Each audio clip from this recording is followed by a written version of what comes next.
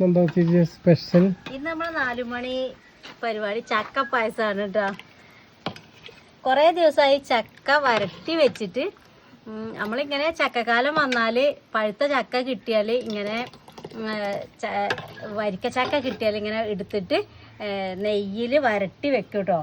ഇതേണ്ട ഇതേപോലെ ആക്കി വെക്കും. അപ്പോൾ ഇത് കണ്ടാൽ തോന്നുന്നത് കുറച്ചുള്ളൂന്ന്, പക്ഷേ ഇതിന്ന് 1 സ്പൂണോ 2 സ്പൂണോ എടുത്തിട്ട് നല്ലോണം വെള്ളത്തിൽ കലക്കിയാൽ കണ്ടോ നല്ലോണം അരച്ചെമ്പോൾ പായസം നമുക്ക് ഉണ്ടാക്കാം കേട്ടോ. കുറച്ച് അരിപ്പൊടി ഉണ്ടായാലും ശർക്കര ഉണ്ടായാലും കലക്കിയിട്ട് നമുക്ക് പൂതിയാകുമ്പോൾ അടുത്ത കൊല്ലോ പിന്നത്തെ കൊല്ലോ ഒക്കെ നമുക്ക് ഇത് ആവശ്യത്തിന് എടുത്തിട്ട് പായസം ആക്കാം, അല്ലെങ്കിൽ ചക്ക അപ്പാക്കാം.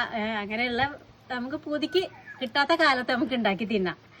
അപ്പോൾ ഇതാണ് പരിപാടി കേട്ടോ. ഞങ്ങൾക്ക് ചക്ക കിട്ടില്ലെങ്കിൽ നമ്മളെ കുടുംബത്തിൽ നിന്നൊക്കെ കൊണ്ടുതരും.